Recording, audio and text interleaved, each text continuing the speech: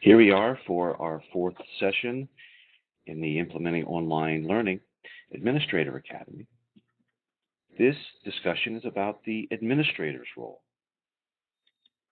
And not unlike any other activity or leadership activity that occurs in a school or a district, leadership for your own occurs in a very similar fashion. There are clearly some things that are intangible and things that are very concrete. Some of those are out of your control, out of your purview, and others are easily handled.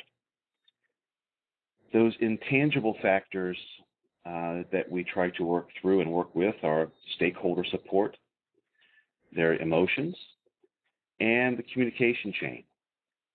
Sometimes it works quite well, the informal chain, sometimes it doesn't. All of those are significant in success in any program in a school. Of course, you have some things that you can work with pretty clearly. The evaluation, the goals and the protocol for that evaluation, your technology, your budget, your quality targets, those things are pretty much defined, or you can define them for yourself. You can change them as appropriate. And your program monitoring is a pretty concrete factor. Either you do it or you don't do it. And when you look at online learning, digital learning, you get this a couple of feelings. You get the idea of, wow, this is a pretty great opportunity. And when you see what has to be done to really bring it to fruition, it's really not a one-person job. You begin to think about, how did I get roped into this? Certainly, as we look through these ideas, there are many issues about program planning. And really, by focusing on students, focusing on what we want them to do, these other things can go around it to support it, rather than thinking about just online learning, students being away from school, but rather what they are learning. That's pretty significant. And how can we get our stakeholders to support that? So as you think in the bigger picture outside this academy, you can begin to make some reflective notes about your stakeholder group, for example. Who cares whether your program is successful or not successful? Who might be those individuals out there who, in your organization, who would really provide undercurrent to this initiative? Who will be impacted by this initiative, whether whether you're on the face side of this or the foot side of this? There'll certainly be some impacts. Whether those impacts are real or imagined, the folks who think that they're the face can certainly put drag on the initiative.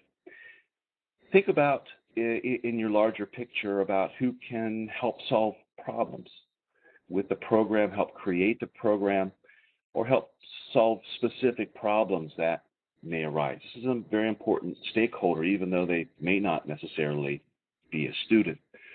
Who in your organization or larger community can bring knowledge or bring skills that would contribute? It might be temporary, it might be a long-term contribution to your program to make sure it's successful.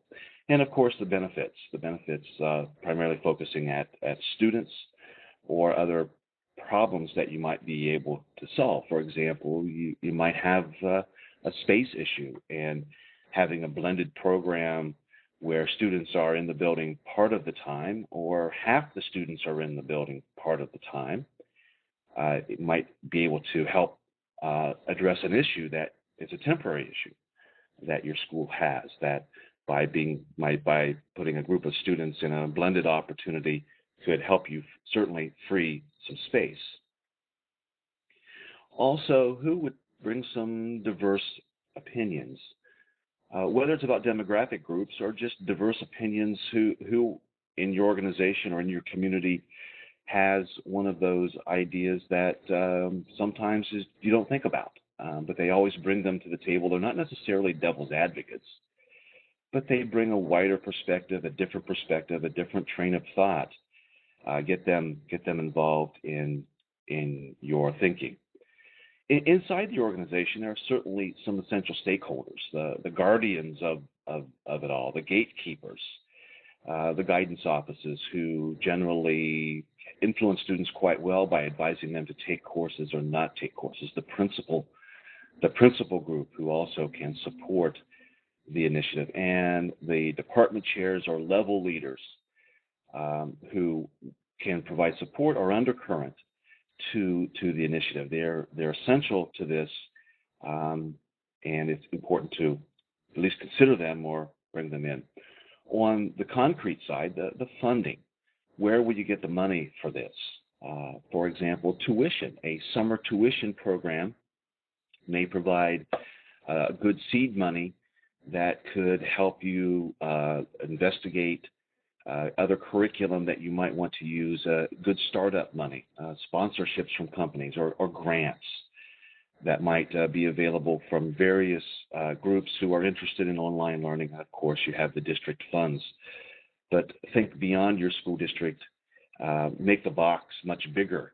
Don't think outside the box. Just make your box very big in trying to get the funding that you need.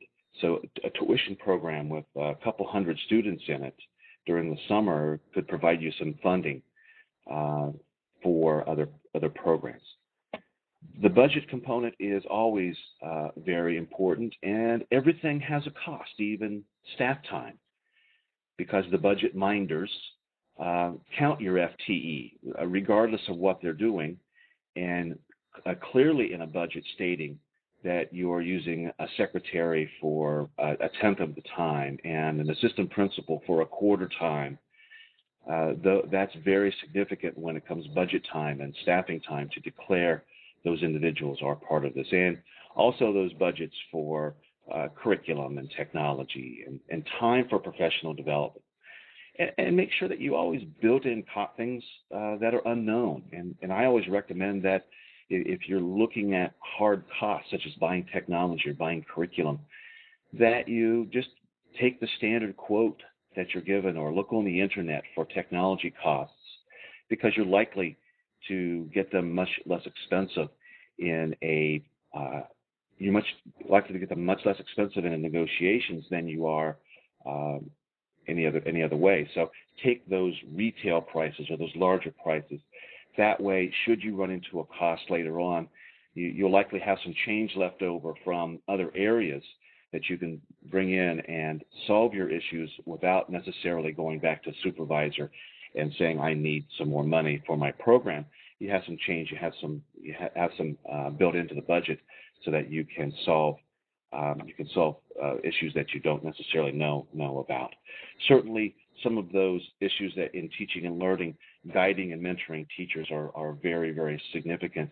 So sometimes that's part of the intangible, the emotions that teachers go through in a program, in any instructional environment, the ups and downs that occur there. So there's some very important pieces that the leadership, the administrator must handle. They're making sure that our teachers are ready to do professional development. And of course, those issues of evaluation. It may be required to develop another evaluation component in your teacher evaluation for online learning, as well as making sure you stay on top of students' progress. However you do that, whether it's the ability to have access to the learning management system, to be able to see student progress, and of course those end of quarter, end of semester grades that you see. Also, responsibility of the administrator here is making sure that we promote these quality standards and excellence. Whatever your quality standards happen to be, whatever you declare them to be in your program, that you're always promoting them, always cheering those quality standards on, always acknowledging when we're meeting those targets. Those are very important in these online courses, because people feel alone. While they're not necessarily alone, is making sure that we promote the student communication that we have, the high quality of instruction that we are looking for, always keeping in mind that this teacher to student contact is very, very significant, and things that students want. They want communication with their instructors, and that student to student communication, whenever we can get that in our courses whenever it's possible, to have discussion boards or the abilities for students to work together on a project outside the content that we want them to look at. And of course, there are standards that are out there in the professional community that allow us to consider what we would be using as our quality standards, and even inventing some of our own that we want to make sure that happen, that are required, that we need locally to make sure that this works. And always that part of looking at ourselves, the formative assessments that we do, such as perhaps keeping track of who's in the course gender-wise, male versus female. There may be some consideration in your district that a certain group of students might take online courses. It's worthwhile taking a look at this. And this is some data that I've collected to show that the gender that's in a course. To look at if you have issues around diversity, who are those students in the different demographic areas, and are they representative? For instance, in this example, an online program where we have clearly disparate participation among diversity groups in the online program versus the district data. How does it get there? How can we align this closer to the district data? How can we get all students involved in this? Is it a communication issue? Is it a perception issue? How can we address those issues? And then combining that information, such as gender and ethnicity, to find out who that might be, and is that significant in our program? Is it worthwhile to know? Is it worthwhile to communicate? This can be all part of your formative assessment. Also, looking at your success standards. Are grades related to that success standards? As how are students doing in the course grade-wise? It's an unfortunate occurrence that we have to take grades, but this is a reality of our system these days. It has been for a long time that we look at grades. Our grade success, in other words, is the pass rate significant as a success factor? Taking a look at that. And so in your formative assessments, making sure that clearly are looking at the success factors, how your program is being successful. It's always important to come back and listen to the students.